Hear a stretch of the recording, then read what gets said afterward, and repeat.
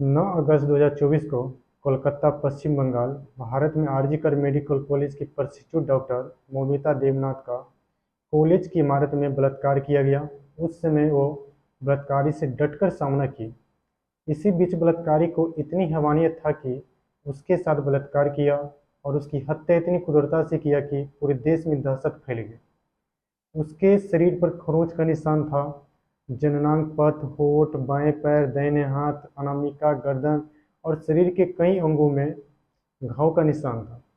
उसका शव परिसर के एक सेमिनार कक्ष में मिला। उसकी लाश अर्धनग्न अवस्था में मिली। उनकी आंखों, मुंह और जननांगों से खून बह रहा था। उसका शव परिसर के एक सेमिनार कक्ष में मिला। इस घटना से भारत में महिला और डॉक्टर की सुरक्षा को लेकर काफ़ी आक्रोश और गहराई से जांच की मांग की। नमस्कार दोस्तों, 8 अगस्त 2024 की रात को देवनाथ ने अपने सहकर्मियों के साथ खाना खाया और अस्पताल में 36 घंटे की शिफ्टिंग के बाद सेमिनार हॉल, यानी कि जिसमें उपस्थित लोगों को किसी नए विषय, तकनीक या अभ्यास के बारे में सिखाया जाता है, उसी हॉल में आराम करने के लिए चली गई। अगली सुबह करीब 9:30 बजे कॉलेज के सेमिनार रूम में उनकी लाश अर्धनग्न अवस्था में मिली। उनकी आंखों, मुंह और जननांगों से खून बह रहा था। बाद में उन्हें मृत घोषित कर दिया गया। कॉलेज के अधिकारियों ने इस घटना को छुपाने के लिए देवनाथ के परिवार को सूचित किया कि उन्होंने आत्महत्या कर ली है। 9 अगस्त को सबको जांच किया गया और उसके पूरा होने के बाद एक अप्राकृतिक मौत का मामला दर्ज किया गया था और गला घोंटकर हत्या करने से पहले उसका यौन उत्पीड़न किया गया। जांच पड़ताल शुरू हुआ। सब परीक्षण से पता चला कि देवनाथ के साथ बलात्कार किया गया था और गला घोंटकर हत्या करने से पहले उसका यौन उत्पीड़न किया गया। 4 पन्नों की रिपोर्ट में उसके दिनांक, पथ, होठ, बाएं पैर, दाहिने हाथ, शरीर के कई अंगों पर चोट और घाव के निशान था। अपराधी ने डॉक्टर के फेस को भी बुरी तरह से खरोंच लिया।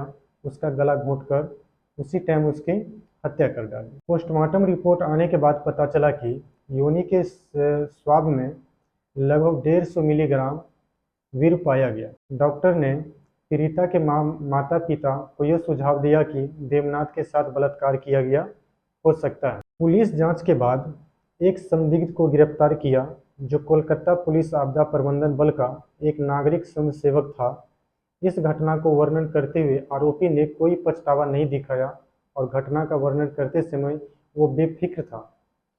एक विशेष सीबीआई अदालत ने एजेंसी को अपराधी पर पॉलीग्राफ टेस्ट कराने की अनुमति दी थी। अदालतीय कार्रवाई 13 अगस्त 2024 को कलकत्ता उच्च न्यायालय ने पुलिस की जांच से संतुष्टि नहीं हुआ और ये मामला केंद्रीय जांच ब्यूरो यानी कि सीबीआई को सौंप दिया। उन्होंने ये भी कहा कि अगर राज्य पुलिस अपनी जांच जारी रखती है तो सबूत नष्ट होने की संभावनाएं हैं। इसी बीच कॉलेज के प्रिंसिपल और ऑर्थोपेडिक सर्जन संदीप घोष ने इस्तीफा दे दिया। उन्होंने सोशल मीडिया पर आलोचना और राजनेताओं द्वारा अपमानजनक टिप्पणियों से कॉलेज के प्रिंसिपल और ऑर्थोपेडिक सर्जन संदीप घोष ने इस्तीफा दे दिया।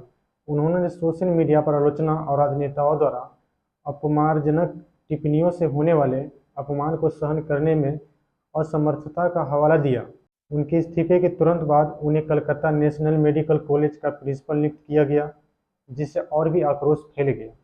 कोलकाता में पीड़िता के लिए न्याय की मांग को लेकर प्रदर्शन करते लोग इस घटना को मीडिया में व्यापक कवरेज मिली और पूरे देश में विशेष रूप से चिकित्सा समुदाय में आक्रोश फैल गया, क्योंकि छात्र संघों और मृतक के सहकर्मियों ने न्याय और परिसर में बेहतर सुरक्षा उपायों की मांग की। जवाब में भारतीय चिकित्सा संघ ने केंद्रीय स्वास्थ्य मंत्री जेपी नड्डा से डॉक्टर के खिलाफ हिंसा को रोकने के उद्देश्य से एक विशेष केंद्रीय कानून बनाने का आह्वान किया। उन्होंने यह भी आग्रह किया कि अस्पताल को सुरक्षित क्षेत्र के रूप में नामित किया जाए। 13 अगस्त को महाराष्ट्र राज्य में 8,000 से ज़्यादा डॉक्टरों ने आपातकालीन सेवाओं को छोड़कर बाकी सभी सेवाएं निलंबित कर दी। नई दिल्ली में सफ़ेद कोट पहने जूनियर डॉक्टर ने प्रमुख सरकारी अस्पतालों के बाहर विरोध प्रदर्शन किया। कोलकाता के लगभग सभी सरकारी कॉलेज अस्पतालों में 13 अगस्त को आपातकालीन सेवाएं निलंबित रही। लखनऊ और गोवा जैसे शहरों में भी इसी तरह के विरोध प्रदर्शन ने कुछ अस्पताल सेवाओं को प्रभावित किया। 13 अगस्त को आईएमए और अन्य समूहों के प्रतिनिधि मंडल द्वारा स्वास्थ्य मंत्री जेपी नड्डा को मुलाकात करने के बाद कुछ प्रदर्शनकारियों को वापस लिया गया। हालांकि भारत में कई रेजिडेंट डॉक्टर एसोसिएशन, जिसमें federation of all India medical और Delhi AIIMS, Calcutta national medical college, कई अस्पतालों के डॉक्टरों ने विरोध प्रदर्शन जारी रखा। हड़ताल वापस लेने के 2 दिन बाद आरजीकर मेडिकल कॉलेज में प्रदर्शनकारियों के खिलाफ पुलिस की हिंसा की रिपोर्ट के बाद डॉक्टर ने अपनी हड़ताल फिर से शुरू कर डाली। 15 अगस्त को आधी रात से कुछ ही समय बाद पुलिस ने आरजीकर मेडिकल कॉलेज में प्रदर्शनकारियों की भीड़ पर आंसू गैस के गोले छोड़े और लाठीचार्ज किए। जब एक समूह ने बैरिकेड गिरा दिया और अस्पताल में घुस गया, व्यक्तियों ने अस्पताल परिसर में पत्थर फेंके और आपातकालीन वार्ड और उस क्षेत्र में तोड़फोड़ की जहां पीड़ित पाया गया था। कई पुलिसकर्मियों और प्रदर्शनकारियों घायल हो गए। कोलकाता पुलिस आयुक्त विनीत गोयल ने इस घटना के लिए कोलकाता पुलिस के खिलाफ दुर्भावपूर्ण मीडिया अभियान को जिम्मेदार ठहराया। कोलकाता पुलिस ने 15 अगस्त को अस्पताल परिसर में हिंसा और बर्बरता के लिए जिम्मेदार 19 लोगों की हिरासत में लिया और बाद में गिरफ्तार कर लिया। कई मेडिकल कॉलेज के साथ और प्रदर्शनकारी घायल हो गए। कोलकाता पुलिस आयुक्त विनीत गोयल ने इस घटना के लिए कोलकाता पुलिस के खिलाफ दुर्भावपूर्ण मीडिया अभियान को जिम्मेदार ठहराया और कोलकाता पुलिस ने 15 अगस्त को अस्पताल परिसर में हिंसा और बर्बरता के लिए जिम्मेदार 19 लोगों को हिरासत में लिया, बाद में गिरफ्तार कर लिया गया उसे। आईएमए ने कई मेडिकल कॉलेज के साथ मिलकर 17 अगस्त को अस्पताल में अपराध और तोड़फोड़ के विरोध में सभी अस्पतालों में राष्ट्रव्यापी हड़ताल की। इसके परिणामस्वरूप देश भर के सरकारी अस्पतालों और विभिन्न सार्वजनिक संस्थानों में बड़े पैमाने पर चिकित्सा सेवाएं निलंबित कर दी गई, जबकि आपातकालीन सेवाएं चालू रही। ओपीडी सेवाएं और वैकल्पिक सर्जरी रद्द कर दी गई।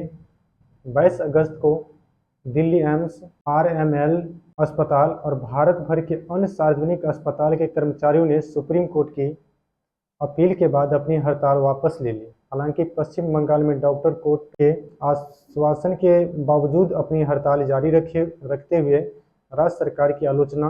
टीएमसी के नेतृत्व वाली पश्चिम बंगाल सरकार की राज्य में महिलाओं की सुरक्षा के संबंध में चूक के लिए आलोचना की गई। इंडियन मेडिकल एसोसिएशन और विपक्षी भारतीय जनता पार्टी के सदस्यों ने मुख्यमंत्री ममता बनर्जी के नेतृत्व वाली पश्चिम बंगाल सरकार और राज्य पुलिस पर इस घटना के लिए सीधे तौर पर जवाबदेही होने का आरोप लगाया और कहा कि 14 अगस्त की रात को हुई बर्बरता मामले से संबंधित सबूतों को नष्ट करने के लिए टीएमसी के गुंडों द्वारा टीएमसी सांसद महुआ मोइत्रा ने ऐसे किसी भी अपराध से इनकार किया कि उनकी पार्टी और मुख्यमंत्री किसी भी व्यवस्थित कवर अप में शामिल थे। उन्होंने ऐसे दावे को बिल्कुल गलत और अनुचित कहा। इसी बीच ऋतिक रोशन, करीना कपूर, आलिया भट्ट उन मशहूर हस्तियों में शामिल थे जिन्होंने अपनी सोशल मीडिया अकाउंट पर पोस्ट करके पीड़िता के लिए न्याय की मांग की। सौरभ गांगुली और मोहम्मद सिराज जैसे अन्य हस्तियों ने अपराधी को कड़ी सजा देने की मांग की।